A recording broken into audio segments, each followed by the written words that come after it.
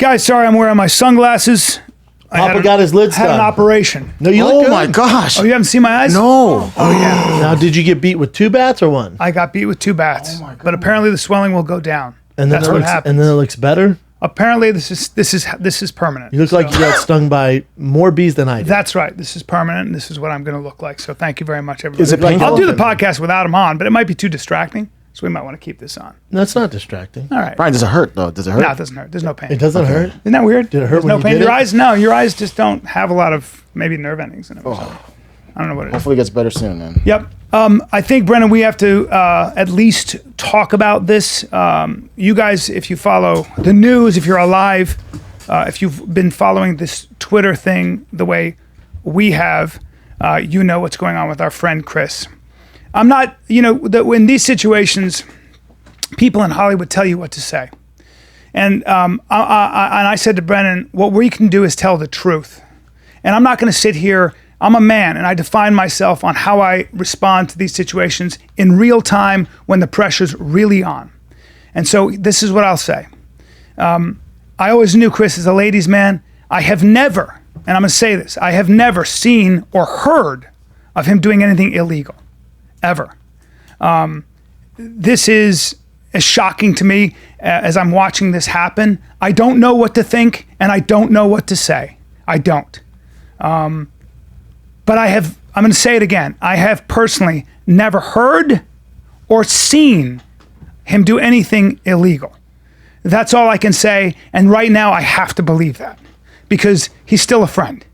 And it may be unpopular to say that, but I don't know what else to say. I don't know what else to do. And I'm not going to be some, I just think it's an impossible situation. And I'm just at a loss. I'm at a loss. And I'm praying that what I'm hearing isn't true. Maybe that's the best way to put it.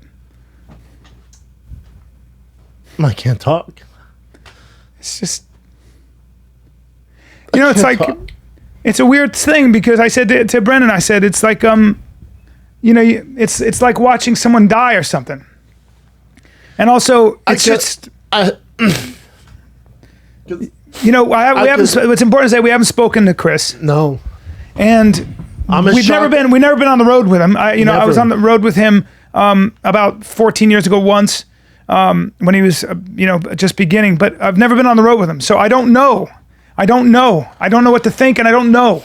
And that's what's so frustrating. I'm just sad. Yeah. I'm sad. So anyway. Yeah.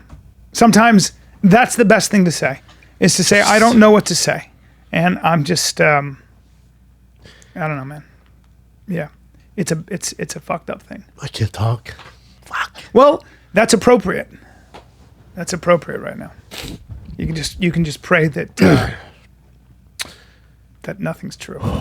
Because no matter what the facts are, whatever comes out, I'm as shocked as anyone. I'm hurt. I'm mad. I'm fucking mad, man. I'm mad at him. Okay.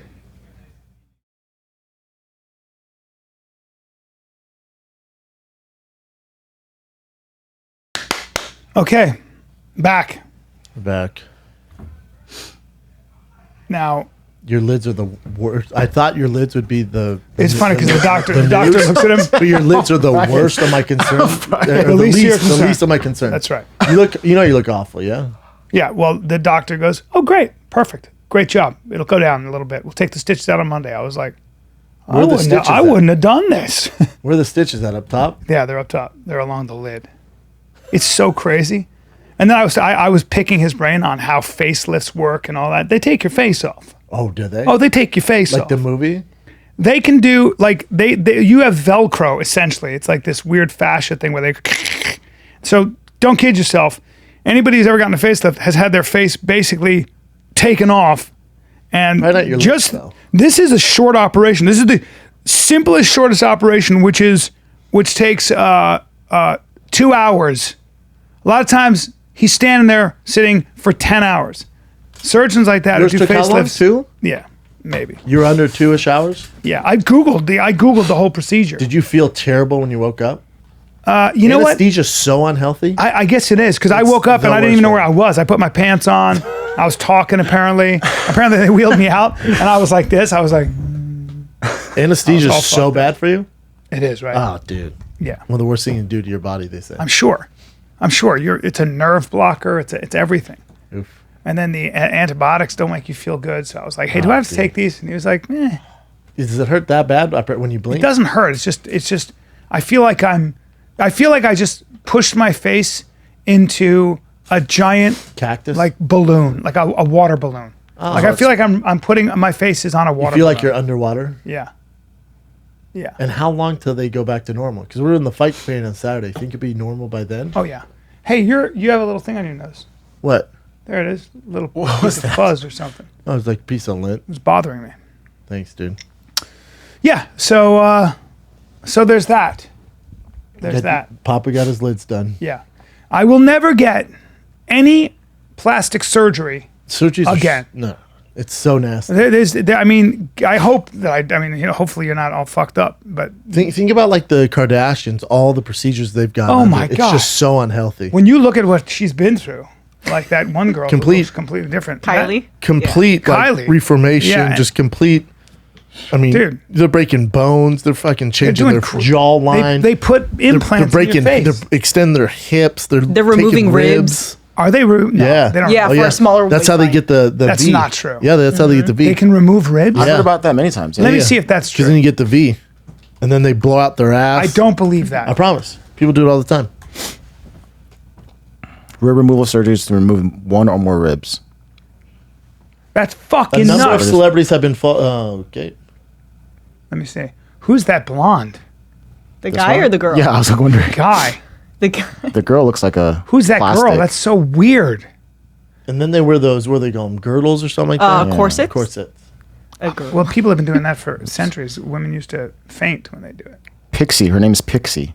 Well, okay. She removed it to get a 14-inch waist. That would make sense. Yeah. Let's not worry about Pixie right now. Let's. Can The we? guy? Let's talk about the guests we have on today. We got Clay Travis on. He's one of my favorite people in media. He's been my MVP during this quarantine. He's a guy who's kind of, I say mainstream media is the, an enemy these days. But with Clay Travis, he's kind of a no shit, no nonsense. He just goes with. He's like me. He's a fact based guy when it comes to sports. His Outkick the coverage show. It's a sports show, but he's the guy who you'll get a lot of information on Corona. He does a positivity post every day on Corona. He talks about the Drew Brees situation, the Mike Gundy situation, everything, Kaepernick situation. But he's the guy that I Good. go to for sports.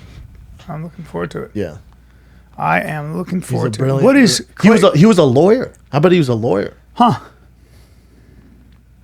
He went on the road with. I think he just opened up for him. Looks a little bit like Luke Rockhold. Well, almost, but not really. Yeah, a little bit. Like Luke Rockhold's like Older brother. smart older brother. No. Yeah, just a smart guy. I'm sure. Yeah, I think you'll dig him. Seems very smart. I Yeah. like his tweets a Yeah. lot. I feel like he's one of the few people that makes sense. Yes. So So hopefully, outkick the coverage. yep. Outkick the coverage of the show. It's my daily listen. He's in the Cookie Monster suit. Where? Go down. Down. Oh, that's a lobster. Well, that's a lobster. Sometimes you got to do a little something strange for the show, That's right. One of the Malka guys is Dan. He's a huge fan. He said that he's joining that guy Jason Whitlock now for a new show. Not a fan. I know. I remember him Jason trying Whitlock? to cover MMA and it was not good. Jason Whitlock was. This guy right here. Yeah. Not a fan. Why? I never vied with his opinions. He's always like, I don't know. He's On just- MMA. No, MMA was on bad. sports. On On sports. MMA was awful, Yeah. but then his take on sports is, I don't dislike him. You just don't. I just don't. Fine. You disagree with him a lot. Yeah, I just whatever. But Clay's brilliant. Do you think you know more about football or fighting overall? Fighting. Really? Even after Yeah. playing so long? Yeah, Why? because I keep up with. I don't miss a fight. Yeah. You know, I kind of, I know the coaches. But I mean the and technical aspect of the game and all that. try fighting. Yeah. Yeah. Yeah. Scale of 1 to 10, how much do you think you know about football? As in, could you be an analyst? No, that's all those guys do. Kind of how all I do is Yeah. watch MMA. All they do is watch football. So like, I couldn't tell you most of the players on the Rams. I Right, can tell you right, the right, stars. of course. Is that Tim Tebow right there? Yeah. Wow. Doesn't look like him. I know, right? Young Tim Tebow. Yeah. And Clay has, I think, 3 kids, 3 boys. He went to Florida during all this. And then he also went to, I think, Nashville with Adam Carolla. Oh, wow. Because they did some show to get Jesus. Who is that? Ooh. Well, hello. Wow. It's a good-looking couple. Yeah, they are. Hey, Kat, can I have some water since my Yeah. mouth is all dry grab and some water. I'm still in Hey, convalescence? Kat, can I have a razor to slit my throat? Yeah, exactly. I need to replenish dehydrated myself. 9:53, all Chin. Do you fucking need to day. set it up now? Should I just say A few more minutes. Yeah. We just want to just introduce him. Yeah. Cool. All right. Well, he's been a guest I've wanted for a while. So he's a guy I listen to every day. Sports journalist. He's a sports journalist, one of the smartest people in the game. I should agree with him based on everything. I just like that he goes through the actual numbers. He goes, all right, the world's on fire, but here's the actual numbers. And this is what you guys should be. And he always talks about fear porn with it CNN, Fox News, how all this fear porn is driving the media. Yes. And he's like, I'm not a mainstream media guy, but this is what people should be paying attention to, not this over here. So that's why I mess with him. So it's good to have him on the show. He's calling in. I wish we could get him in studio. But enjoy Clay Travis. Brendan, tell him about Whoop. Tell him about that thing you can wear on your wrist that measures your sleep, your strain output. Rocking mine all the damn time, your dude. effort, Here's the thing. Again, I was on a stationary bike, and it was telling me I was burning 1,500 calories. I'm like, well, that's weird. I've never been thicker. And then I bought a regular bike. I'm like, I'm going to start living. I'm going to get my thick ass on a regular bike. But then I was like, am I burning as many calories? What am I doing? And then I'd be tired at night. Am I getting the right amount of sleep? I was like, man, hopefully there's some sort of device who can track all this by doing my heart rate 100 times per second. And then Whoop said, hold our wristband. Here you go, dude. There you go. And then they did it. You wear this little wristband. It connects to your phone, the device. You download the app. You get everything. How hard your workout was, how many calories, how much sleep you're getting. Is it a good day to ride hard? Is it a good day to work out? Should you rest? Recovery time. It does it all. Whoop tracks all things sleep, from your sleep cycles, stages, disturbances, your efficiency in sleeping. It matters how much sleep you get compared to how much sleep you need. All right. And then Whoop strap has a 3.0 5-day battery life, on-the-go charging, so you never need to take it off. It's waterproof. I swim with mine on. And has a Bluetooth low energy. All right. The Whoop strap 3.0 can connect to other Bluetooth low energy devices, so you can sync your heart rate to compatible treadmills, bikes, rowers, whatever you got.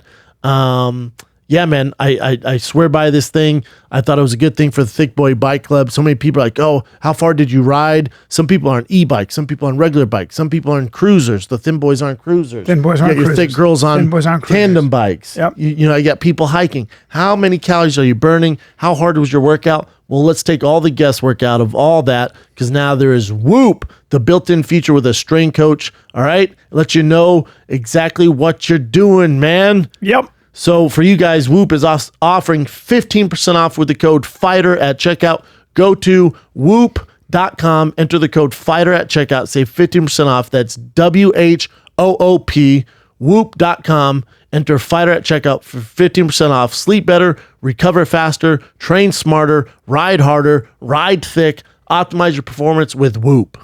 We got Clay Travis. Listen, Clay has been and I told him this off air, you've been my quarantine MVP. I listen to you when I ride my bike. I listen to the podcast when I'm out there for about 2 hours. So I listen to the whole show. And yeah, it's just like you're my go-to. Then I regurgitate your facts. I'm not as smart as you, but I'll regurgitate the facts. Me so too. you're basically, I'm just cheating off you, and then I regurgitate on this show and to the rest of my friends. And like, damn, he really knows his stuff, but I'm just using your stuff. I appreciate that. Look, I've said this before. If you listen to the show, you know what I'm talking about. Like, I tend to, whenever there's a danger or fear, I want to know everything about it. Almost like if I'm in a fight with the media, because I feel like there's so much what I've been calling fear porn out there, convincing everybody, hey, you're all going to die, never leave your homes, doesn't matter what it is. And so from the get-go here, since this thing started back in February, I've been tracking it, and I just think the media as a group has done an awful job of actually explaining the real danger for your average person out there. And as a result, I think we've made a lot of really bad decisions that aren't justified by the data.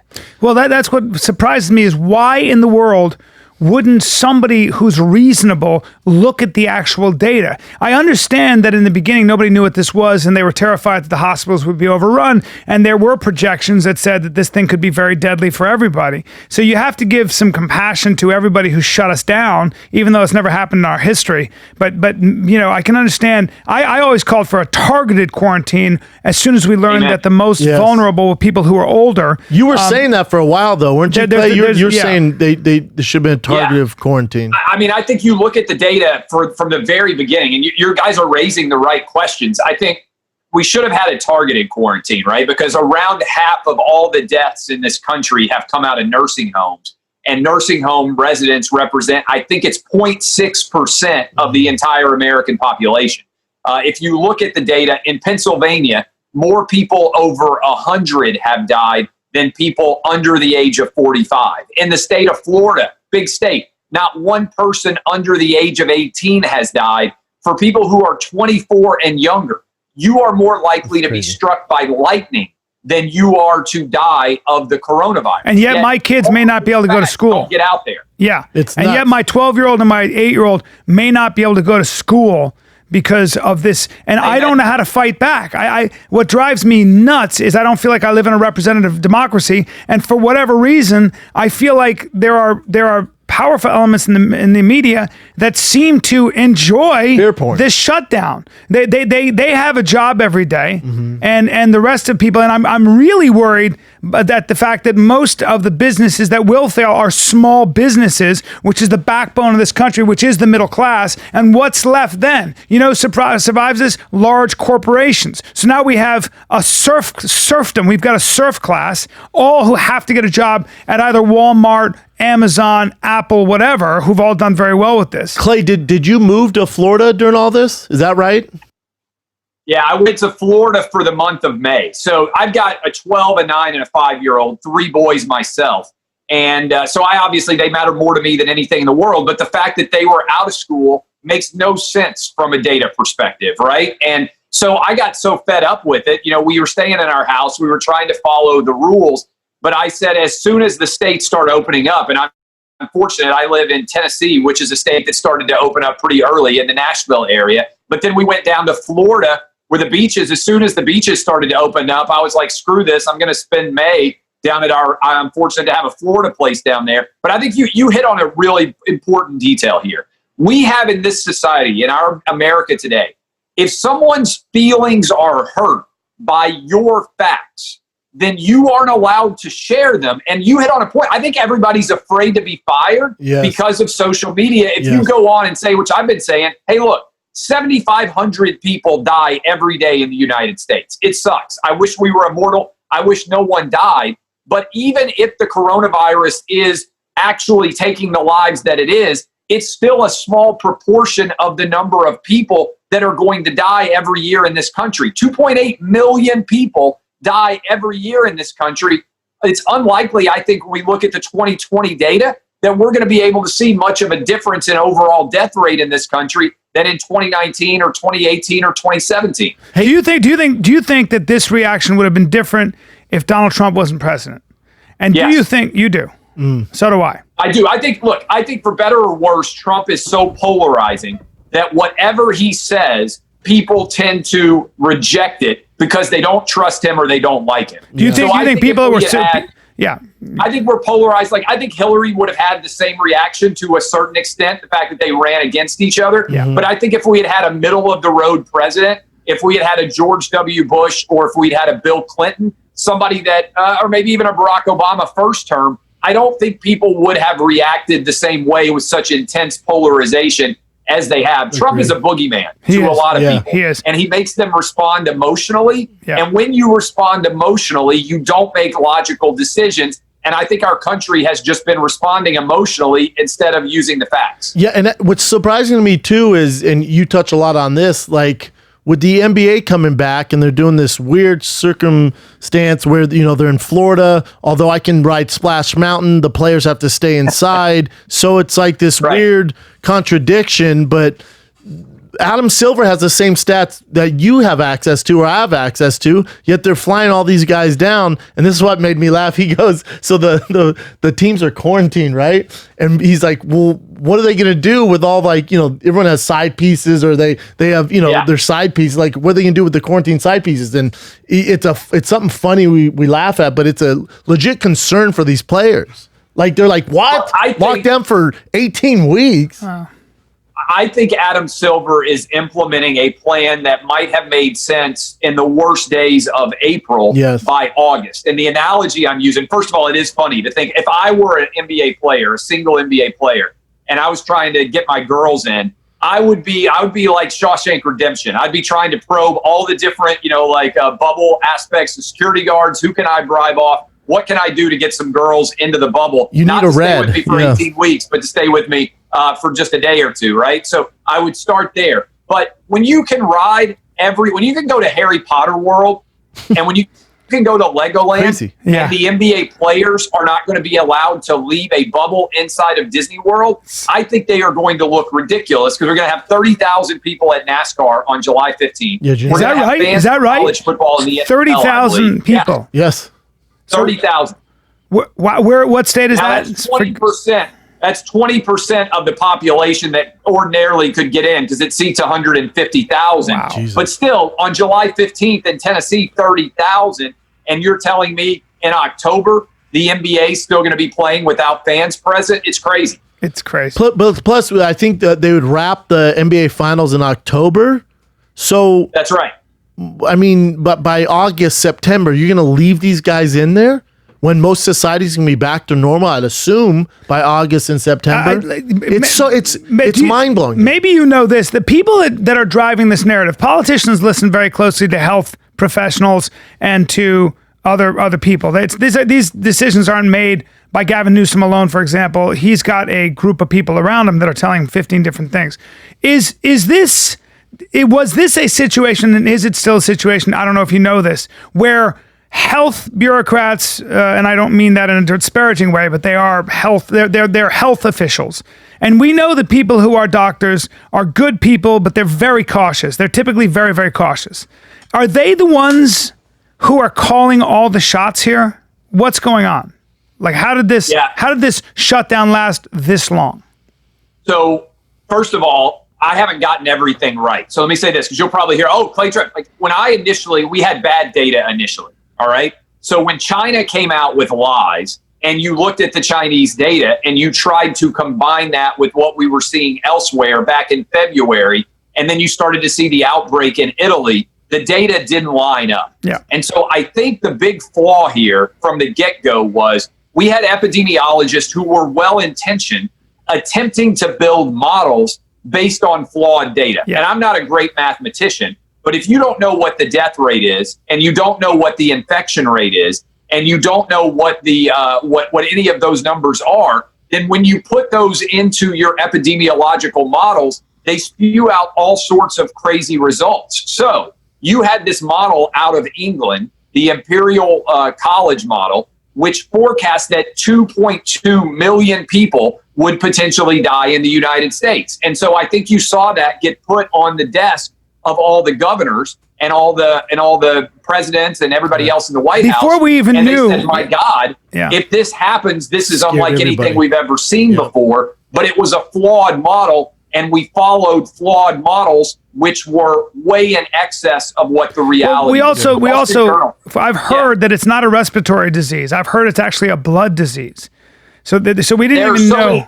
Yeah. There are so many different things we still don't know well about this virus that, for instance, we heard all the time about how much we needed ventilators. And then later we found out actually treating people with ventilators might be a negative in terms of being able to save them. So we have been trying to learn on the fly. And I think the original sin here was we bought into what China told us and what the World Health Organization told us, which allowed us to rely on data that wasn't real, myself included, as somebody who was paying attention to all of this. And we've had to try to catch up to the perceptions which have not been necessarily reflected in real data. And we haven't done a good job. I think initially, I've said this, look, if we wanted to shut down for a couple of weeks back in March because we really didn't know what we were doing, you could justify that as a safer than sorry measure. But the idea that anybody's still locked down right now anywhere in this country is insanity. And I find it too. It's a shame because ESPN, these major news networks, especially in sports, they can't really say how they actually feel. They have to paint a certain narrative and go along with the plan, with ABC and these other companies like the Fox, the main Fox guys on their show can't, whatever the show is with Bayless, they can't really give real numbers. ESPN can't give real numbers. So it's like if you're searching for something, that's how I found you. And then I find it interesting because, with the Drew Brees thing, take the knee, you had a hard stance on where you sure as hell would have been fired from ESPN for that. And then also with the Mike Gundy situation, do you know about this? No. B? So Mike Gundy is the head coach of Oklahoma State. I think he was there when I played against him. Mike Gundy he's a coach, and he went on a fishing trip. And you can fill in the details, Clay, but he went on a fishing trip, and he's wearing a conservative outlet T-shirt. Is that right? Yeah. And he went on a fishing trip with his kids, and he had on an OAN, which is the One America Network. Now, candidly, I don't spend a lot of time watching the news on television because I think we're all being sold a bill of goods, no matter what angle you're looking at. It's all about ratings, baby. They're trying to scare you. They're trying to appeal to your emotions. They're not trying to appeal to your logic. Okay. But whatever Mike Gundy wants to believe in his political opinions, he has a right to wear an OAN T-shirt, just like somebody would have the right to wear a CNN T-shirt or a Fighter in the Kid T-shirt or an Outkick T-shirt. If you like somebody and you enjoy the content that they produce, I don't care what political opinions you have.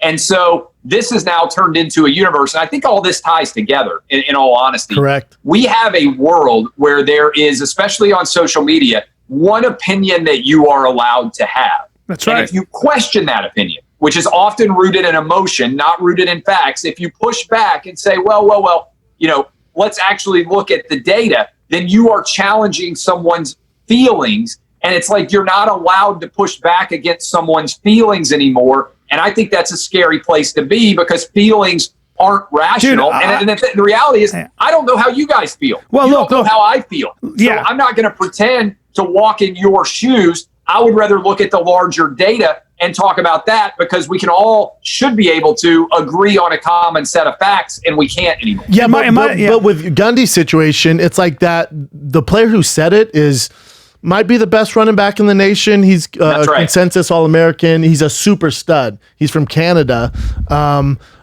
When I saw that, I thought, oh, this is What did he say? Well, he was like, he wanted to protest his coach and stuff like this, where usually you could just take him to the side and talk to him about it, but he didn't want to do that. So he goes to social media. When I saw that, I went, I don't know. I've never been a GM. I've never been an owner of a football team. That would be a red flag for me against him. I would be worried about if the player does that. I would be very concerned drafting him in the first round if he did that. Well, my larger thing, Clay, is that what I'm noticing is that let's just take the Black Lives Matter movement. Let's take these ideas. What white people in the media are doing, it seems to me, or at least people in the media, but primarily it seems to me white people are taking the quote unquote black opinion and placing it in a box as if it's a monolith. And one of the things I've been doing for the past 3 days is watching intelligent, conservative, and liberal black people debate all these issues. Yeah. And it's fascinating because you know what you find? What a surprise that in the black community, they don't all agree. They aren't all of one mind. They're all over the place like everybody else because they're individuals and they're looking at data too. And they're a lot smarter than the media gives them credit for. And I'm sorry, but when you lump all these and white people, I'm sorry, mostly the white liberal left, has placed black people in a safe space. They put them in a fucking square, and they need to be protected. And it's so condescending. It's so outrageous. And the fact of the matter is, when I see that, I go, you definitely don't spend any time in the hood. You definitely don't spend any time around black people. And it's unbelievable. So to treat the black opinion as a monolith, which is kind of what Twitter does, because if this kid says something, what happens is the corporations are so terrified that they move in that direction because it's safe. And then you get a guy who gets canceled or censored. Yeah, look, here's what I think, and I've been on this for a long time. So before I ended up doing what I do now, I went to law school. And probably the most important thing I have found in American life is our First Amendment rights. And I find that we make the worst decisions as a country, not when we are fighting, not when we're debating ideas. Yep. You have an opinion, I have an opinion, and we talk it out. It's when everybody agrees. And I'll give you two examples. Yes. I think the two worst decisions we made in the 21st century, we should have never gone, in my opinion, we should have never gone to war in Iraq, and hardly anybody was willing to debate it, right? We just went to war. And we should have never locked down and stayed locked down as long as we have. And both of them were emotional. Yes. Emotional response to 9/11, emotional response to the danger of the coronavirus. You didn't want to be not logical response. Because you didn't want to not be a patriot. Yep. That's exactly right. And the lockdown was framed as it's about saving lives. Yep. Well, you're going to kill somebody's grandma if you don't do it. Yeah. And if you don't go to war with Iraq, you hate America. Exactly. Both of those were emotional appeals without logical debate. And what's scary is when you have a consensus, that's what happens in dictatorships, in totalitarianism. Conflict is good. You guys know. Of course it is. Having two guys fight it out. You're talking about getting on Twitter. To me, if you have a real issue with somebody, don't pull out your phone, and especially if you know them, decide to tell everybody about your issue. Sit down, man to man, have a discussion. And it's been my experience, white, black, Asian, Hispanic, gay, straight, whatever you are, you come to a much better resolution face to face than you do firing off at each other on social media. That's right. And keep in mind that the Constitution, the Bill of Rights, was debated. They fought, they screamed, they yelled, and the best idea won. You know, and the most important thing is to realize you're not attached to your ideas. Put all the ideas out there and let the best idea win. But right now, you get censored for having an idea, for having a different point of view, for having a different way of looking at things. And also, be willing to change your opinion. Open-minded, if you give me new data, I'll acknowledge that I was wrong and I'll adjust my opinion. I talk about that in sports all the time. The team that you get in September is not the team that you're going to see in January. That's right. Just because you saw a game, and the same thing should happen in your mind. Use your mind, be flexible to adjust based on the data. And the cancel culture thing has got, it's infuriating to me. It's a powerful that weapon, a guy like though. Kevin Hart can't host the Oscars because he made a joke but it works. 10 years ago. It works. It's a powerful tool and it works. But you talk about this all the time, Clay, that cancel culture online is a small group of people. It's 1 in 50 people are actually on social media tweeting. But it's this group that gets this voice, and then these corporations pay attention, and then this person. It doesn't matter. The communist revolution was started by a very small group of people in Russia. That's right. A very small group of people. Here's the analogy I like to hit: is imagine that you were going to a comedy club, and when you're driving up to that comedy club, you see a guy outside protesting the comedy club with a poster board sign complaining about jokes that are going to be told inside. If you're driving by, you think what? Every single person that's listening to us right now, and almost everybody in the country thinks, what a loser that dude is. Yep. He's protesting outside a comedy club, yet he's willing to get into his car. He's willing to stand in the rain, the snow, the sleet, the hot sun, whatever it is. And he got the poster board and he got to a location to stand out on the street corner.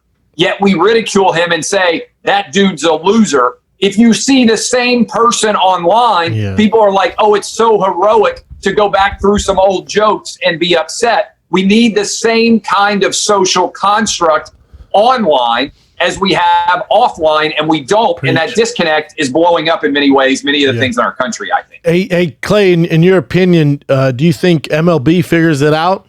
You think there's a season this year? Do you know what's going on there, B? They did say, oh, we're coming back for sure. The commissioner went, yeah, we'll definitely be back. And then it comes out and they're so far apart. Well, because this spike in corona cases in certain states, right? With them, it's different. With them, it's not corona. Them, it's money. Yeah, it's all money. It's all money with them right now. Yeah, I do think they're eventually going to work it out. This thing changes like by the minute. Somebody sends out a new tweet and somebody fires back.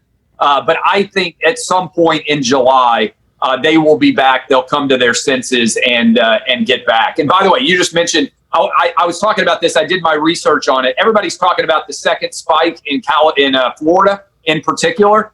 Couple of stats for you that the media is not covering since, and these are going to blow your mind. All right, you ready? Yeah, since April 15th. All right, April 15th to June 15th, hospitalizations for the coronavirus are down 43% in the state of Florida. Ventilator use is down 56%. Now, the overall cases are up, but the average age of the person who is getting the coronavirus has gone from 65 years old to 37. So what's happening is younger people are getting it, and they're not having anywhere near the same issues. And one reason younger people are getting it is they're going back to work and they're having to get tested to return to work. Yep. So if you're young and you get this thing, you're likely to be 100% fine if you're healthy. We want to keep it out of the nursing homes. But all of the data that I just hit you, the governor released yesterday, nobody's talking about. Nobody picks it up. The numbers are up, but they're not. But the impact is down. And that's crazy. so irresponsible. It's so irresponsible of the media. They should be held accountable for that because they know better. And in my opinion, that's a goddamn lie. And in my opinion, they're doing harm. We need to kickstart our economy. And you can speak to this, Clay. Isn't everybody scared? Like the NFL, Hollywood, everyone's scared to go back to business in getting. I think to get sued or backlash from people. Yeah. Because the majority of people are saying this is ridiculous. How can you do this? But I guarantee you hit Roger Goodell with those stats. He's saying, yeah, we should probably have full packed stadiums. Yeah, he's got it. And look, I think a couple of things are at play here. One, you talked about Donald Trump. I think that factors in. People don't want to admit that they were wrong to shut down. So it's like anything else. It's like a relationship that you end up in for way longer than you wanted to. You're like, well, I've already been dating for 2 years. Why would I give up now? Even though you're like, the reality is we should break up and move on. Yep. I think we should break up with the shutdown, but people are committed to the idea. They won't do it.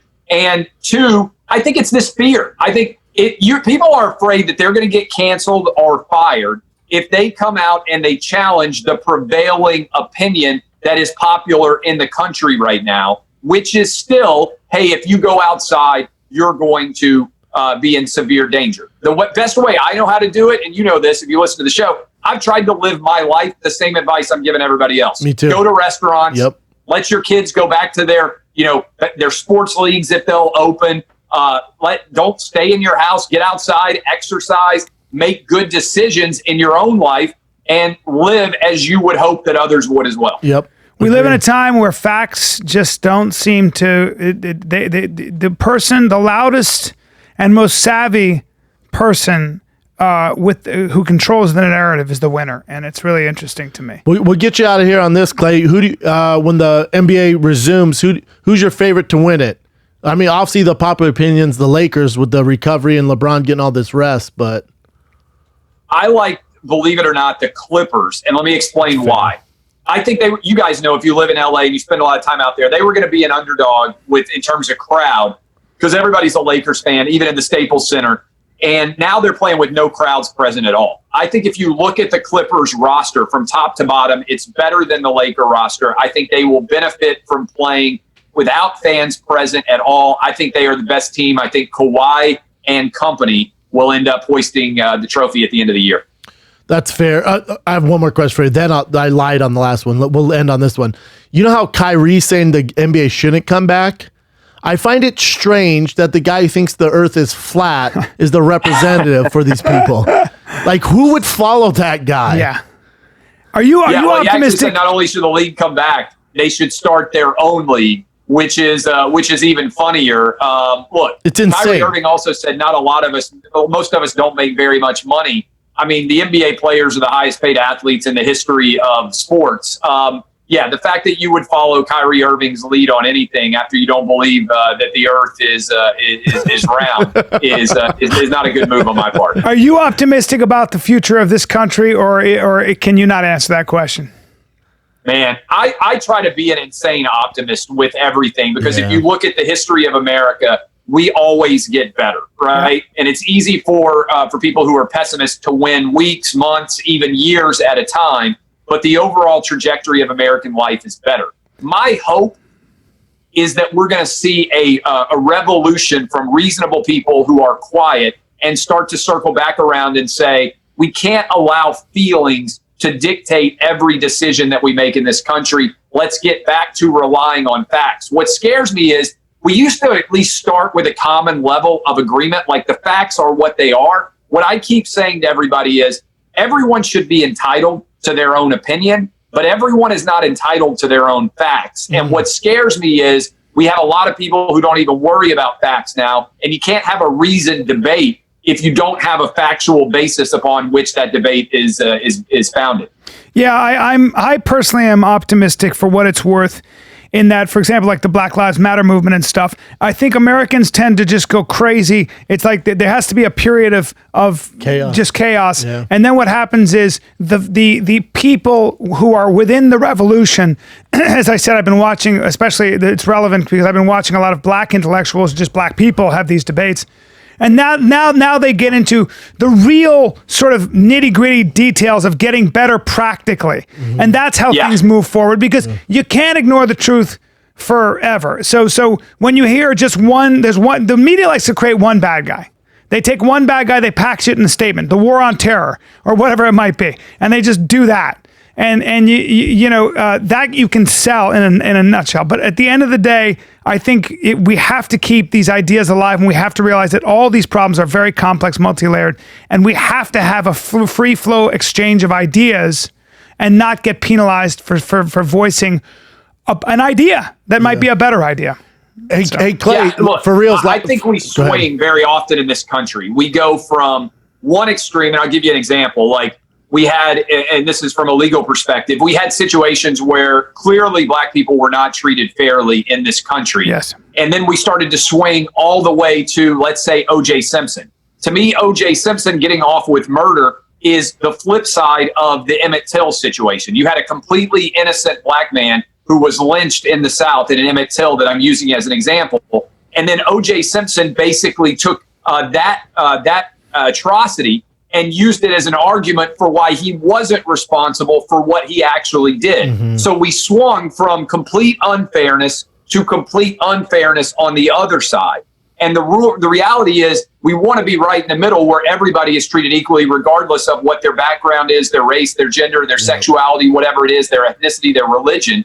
And I think very often in this country, we are hyper reactive and we swing to both sides. I'm an optimist that we tend to, over time, move towards freedom and equality, but the way we get there is not in a straight line, if that makes any sense. Yeah. I do think that there's no doubt that if you're a black person, you have had a very different relationship with the police overall, no doubt, as have your 100%. family and everybody you know, than the average white person. I believe that wholeheartedly, and I do think that there is an issue with that. I think there's been great injustice. These riots and this anger is not coming out of nowhere. You just have to be a student of history, and I think that's why I think that this is going to be a change for the better. It's going to be sloppy, it's going to be messy, but all change is. So hopefully we move forward as a country. I always worry. Hey, Clay, how was it doing the shows with Adam Carolla? What'd you guys do? It was awesome. We did a live show here in Nashville for his podcast. He came into town, and so we had, I don't know, at his comedy club, several hundred people there, and I was his guest on stage. It was really fun. And so he said he's been going around. He went down to Texas. He went to Tennessee. I don't know about you guys, but we do a job oftentimes when you're talking to a mic with not a lot of people around. I love getting out and actually seeing who's listening on the other side or who's reading or whatever else. Yes. So I love those opportunities, rare as they may be, particularly in this world that we live in right now where so many people are cooped up. It's just good to have that human social interaction. Agreed. And be able to kind of see somebody face to face and talk about an idea, funny or serious or whatever the case may be. Agree. Right. And hopefully next time we have you on the show, it's in person, man. Like I said, you've been the MVP of this quarantine for me. Dude, yeah. Well, I told you before we started, we were working together at Fox Sports, and one of our bosses said, these guys have got a killer podcast. They are going to be superstars in this business. And he was right. You guys are killing it. happy to be back on, or happy to be on the first time. Love to come on again some other time. Well, I'm sorry you didn't get a chance to get lost in my rich brown eyes, my autumn brown eyes. But that's what happens when you're vain and you get your eyelids reduced. But he's going to recover and you're going to come back. When I come back, I'm going to have great eyes. As the doctor said, nobody's going to notice, but you're going to look less tired. And I was like, this cost me $11,000 to look less tired. All right, I guess that's what we'll do. And I can use the excuse that I can see now. So forgive me for being so goddamn cool. All right, Clay, we love you, man. Thanks for coming on, brother. We really appreciate it, Hey, I appreciate y'all having me. Thanks a lot. Yeah, I know you're busy. Brother. Thanks, brother. Yeah. Let's do some current events. How great is Clay Travis? Awesome. Listen to him every morning. Yep. Okay. Well, a couple days ago, it was revealed that a set of fossils in South Korea were found, and the animal that they're suspecting the fossil came from is actually a crocodile-like animal, and it shows that it may have been crocodiles used to walk on two legs. Like a velociraptor? Kind of, yeah. Well, that's terrifying. right. That's Can terrifying. you imagine if dinosaurs Yeah. existed? It can still? catch you. Yeah. The question is, why after the big meteor hit did animals get less deadly? They had a sea scorpion, this giant sea scorpion. What? Yeah, that was like 6 feet tall. That is 6 feet long. That would eat anything. How about the sting you. megalodon shark was the size of like the Empire State Building? Not a good time. What do you do? It wasn't actually the size of the Empire State Building, but it was very big. But that's very big now. I wanted to scare you guys. Okay. And that was the Even in the biggest movies, reference I could make. I like that you said that, but it was very big. How big was the megalodon shark? Like Jay? bigger than a killer whale. Oh, way bigger. Wasn't hearing a peep out of a fucking killer whale. Oh, the megalodon would. It's not hearing a peep. It'll eat a killer whale. That's what I'm saying. Yeah, great whites, when they even hear 18 meters. Can you do the math? 3 times longer than the largest recorded great white. 3 times. Yeah, Three that's a times. giant shark. No, that's the size of Empire State Building. That's cool. Yeah, that might be. 59 feet. That's 59 feet, Well, sir. let's just go 60. 60 feet long. That'd be 60 feet. What's 60 feet long? The Empire State Building, apparently. Well, how big is a That was a huge how big is a killer reference. whale? How long is a killer whale? How long? I think that thing is eating a killer whale. Oh, yeah. I'm saying that. But like, think about it on the hike. If it was like, be careful, there's T-Rex in this area. No one would ever hike. Well, there you go, sir. It dwarfs a killer whale. It's not hearing a peep well out by of a killer 3 whale. feet.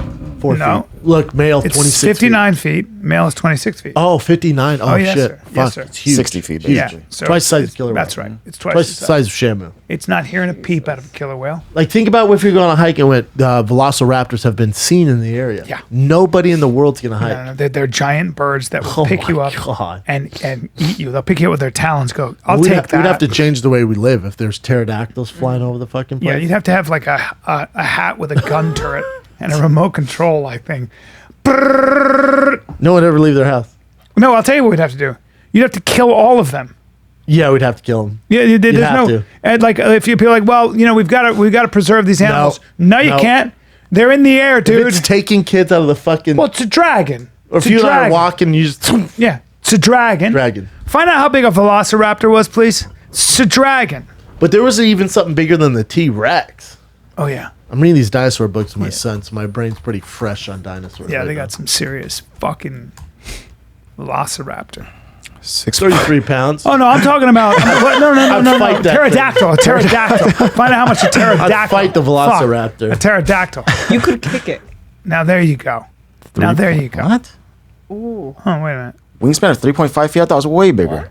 Okay, so they're smaller birds. Okay. Still a then. problem, though. You know what? Movies are full of shit. I know.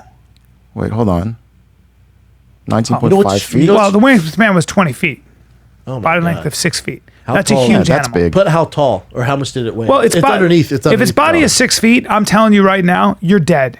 It's coming for you. weight. An eagle kills things. that are much- 550 pounds. Oh, you're that's done. huge. Oh, you're dead. Oh, dude. Oh, you're It's fucked. a mountain lion with wings. Oh my God. Mountain lions are 150 pounds. Oh, wow. Sir, that's 550 You know pounds. what? That's I'm- a mountain gorilla. I'm off today. That's a mountain I'm off male. today Yeah, on my you are. sizing. That's a male mountain gorilla with wings. That's the Empire State Building with wings. Yeah. It stood 18 feet tall. Oh, we're all fucked. Oh my God. Well, guess we'd what? have to kill it. You must. No, we'd walk around with AR-15s and then just snipe them out of the fucking sky. Yeah, you have to kill them because they will kill you. There's really nothing we kill these days unless it eats. As soon as it gets the taste of a human, then we kill it. But other than that, we really don't kill. If you had crocodiles that could fly and run, Nile crocodiles, there's no place for them, sir. You couldn't have a Nile crocodile in the fucking air. Pterodactyls are He's like, oh my God, that's a crocodile in a tree. Run! Wow! Things were so Congrats. much scarier back then. Yeah, they were. You don't think people would just like Khaleesi it and try to tame them? Train it. Have a pet pterodactyl. Yeah. Like fly on them. Yeah. What else you got? All right. Dinosaurs are cool. Aren't they coming up with a woolly mammoth though? Didn't they find like some preserved meat? They're taking the cells and rebuilding a woolly mammoth. Probably. I heard so that's what they're cool trying to looking. do. They look like elephants with long hair. Like an elephant grew its hair out. They look like grunge elephants. Yep. On verge of resurrection. They're gonna bring back all They're of them. Nirvana elephants.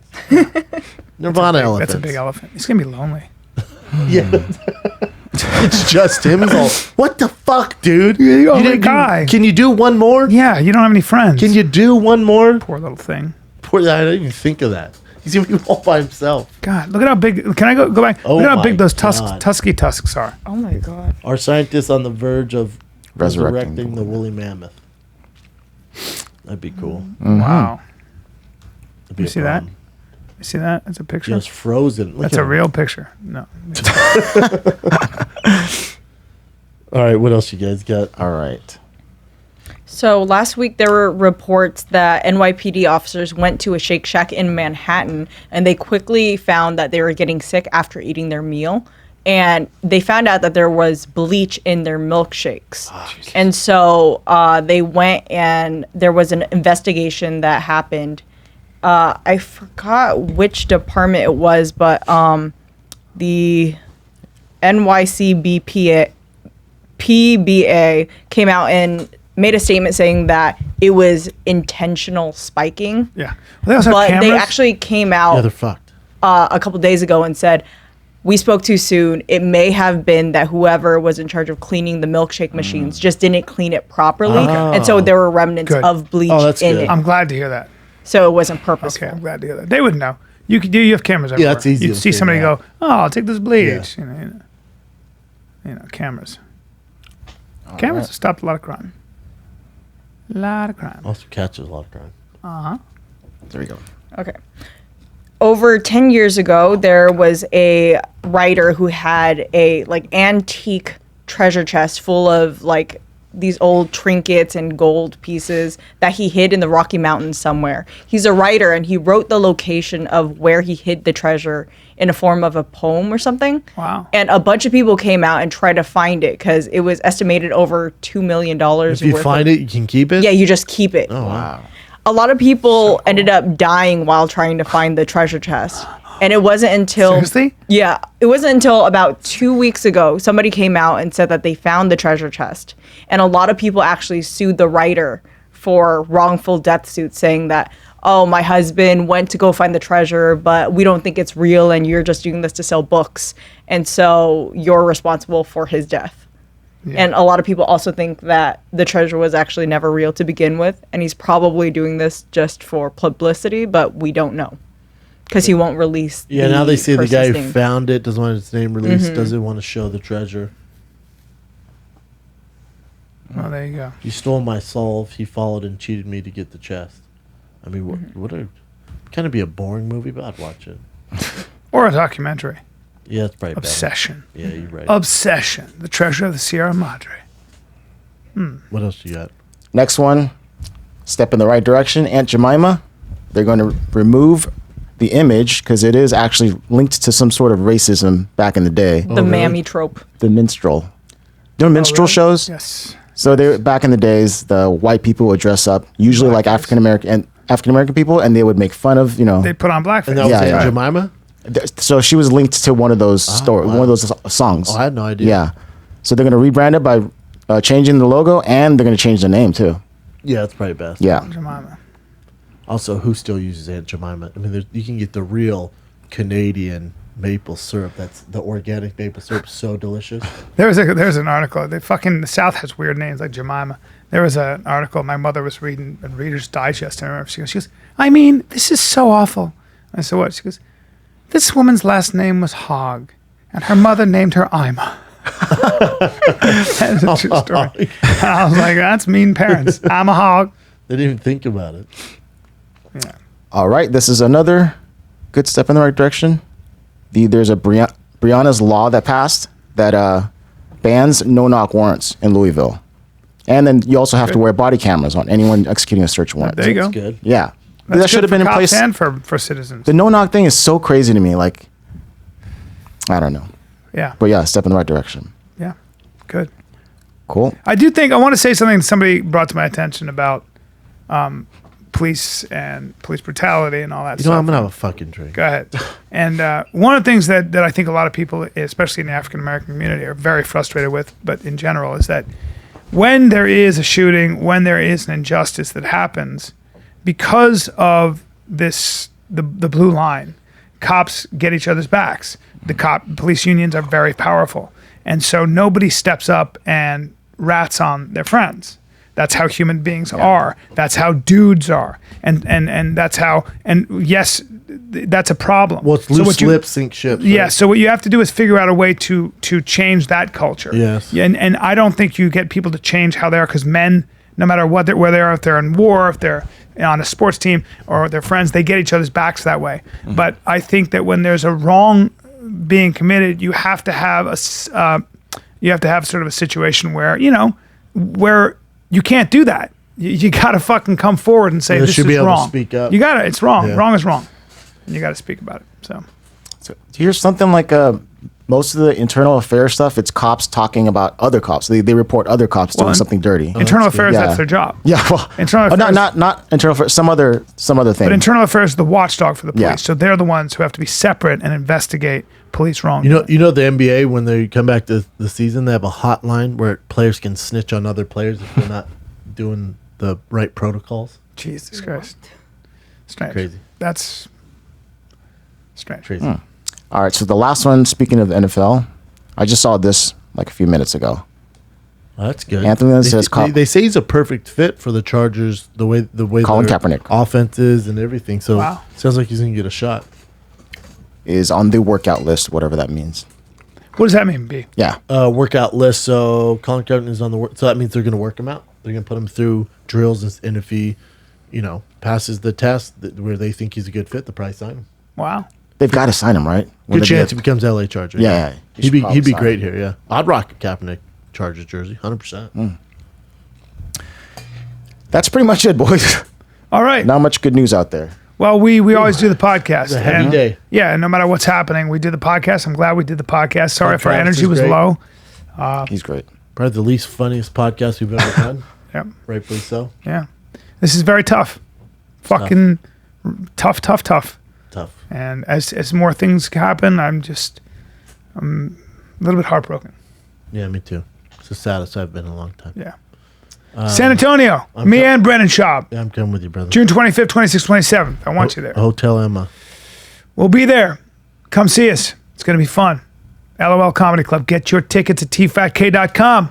And I changed my Spokane plan. So Spokane is now July 30th through August 1st. Salt Lake City's July 16th through the 18th. We are doing the first Thick Boy Bike Club will be in Salt Lake City now. So that's July 16th to 18th. We will ride on the 18th. That's a Saturday. Sign up at thickboyride@gmail.com for that ride to find out info to join the Thick Boy Bike Club there. And then we also ride on August 1st in Spokane. And then Irvine is the end of August. Those tickets will go on sale soon. August, Nashville, and Tampa are on sale right now. tfatk.com, thickboy.com for the merch. Is that it? That's it, buddy. This, the Fine Kid. We're out.